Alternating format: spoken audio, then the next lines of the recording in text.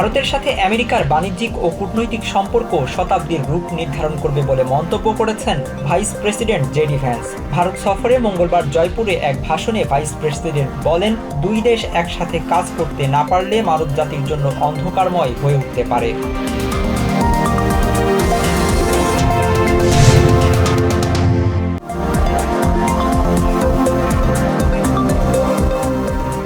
তহবিল কাটছাঁটের সিদ্ধান্ত বাতিলে ট্রাম্প প্রশাসনের বিরুদ্ধে ফেডারেল আদালতে মামলা করেছে হার্ভার্ড ইউনিভার্সিটি। মামলার নথিতে বলা হয়েছে, প্রশাসনের তহবিল জব্দ করার পদক্ষেপ বেআইনি ও এখতিয়ার বহির্ভূত।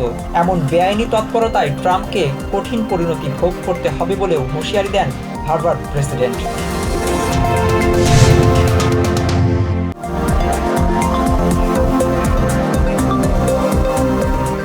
ফেডারেল রিজার্ভ চেয়ার জেরোম পাওয়েলকে তিরস্কারের আগুনে পেট্রোল ঢালছেন প্রেসিডেন্ট ট্রাম্প। এভাবেই ক্ষোভ জানালেন অর্থনীতিবিদরা। সিএনএন ও সিএনবিসিতে সাক্ষাৎকারে তারা বলেন, এতে করে শুধু পুঁজিবাজারে ধস নামছে না, স্বর্ণের দাম আকাশচুম্বী হচ্ছে, কমছে ডলারের দামও।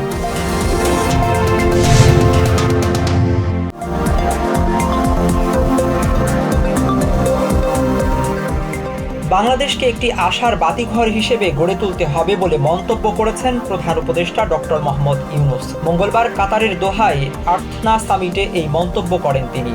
ভবিষ্যৎ প্রজন্মের জন্য টেকসই বিশ্ব গঠনেরও আহ্বান জানান প্রধান উপদেষ্টা।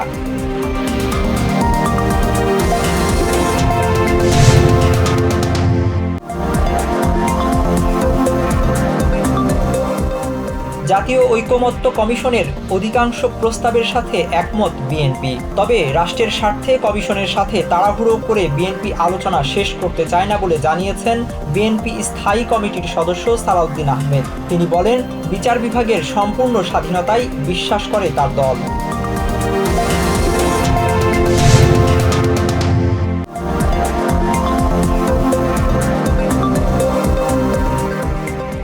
সাংবাদিক দম্পতি সাগররুনি হত্যা মামলার তদন্ত সম্পন্ন করে প্রতিবেদন জমা দিতে সরকারের গঠিত টাস্কফোর্সকে 6 মাস সময় দিয়েছে আদালত। ডিবি অফিসে থাকা এই মামলার নথি আগুনে পুড়ে গেছে বলে হাইকোর্টকে জানানোর পর তদন্ত শেষ করতে 6 মাস সময় দেয় হাইকোর্ট।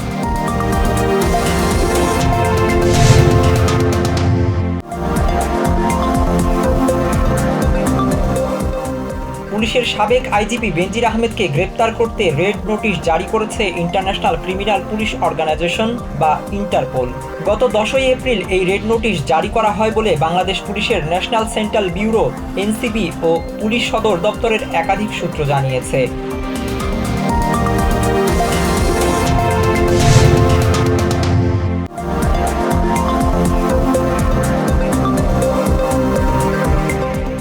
আগামী শনিবার সকাল 10টায় ভ্যাটিকান সিটির সেন্ট পিটার্স বেসিলিকায় পোপ ফ্রান্সিসের অন্ত্যেষ্টিক্রিয়া অনুষ্ঠিত হবে।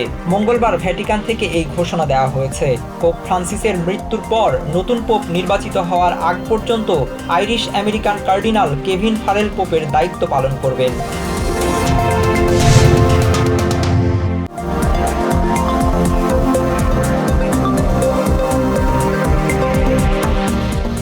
ইউক্রেনের 30 দিনের অস্ত্রবিরতির প্রস্তাবের পর দ্বিপাক্ষিক শান্তি আলোচনায় ইতিবাচক মনোভাবের কথা জানালেন রাশিয়ার প্রেসিডেন্ট ভ্লাদিমির পুতিন। ইউক্রেনের সঙ্গে সরাসরি শান্তি আলোচনায় প্রস্তুত থাকার ইঙ্গিত দিয়েছেন রুশ প্রেসিডেন্ট।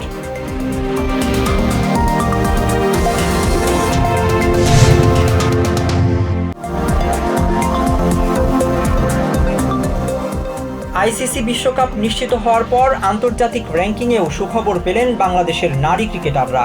ওয়ানডে র্যাঙ্কিংয়ে 2 ধাপ এগিয়ে 10 নম্বরে উঠেছেন নাহিদা আক্তার, 22 নম্বরে রাবেয়া খান আর 11 ধাপ এগিয়ে 49 নম্বরে মারুফা। মঙ্গলবার আইসিসি এই র্যাঙ্কিং তালিকা প্রকাশ করে।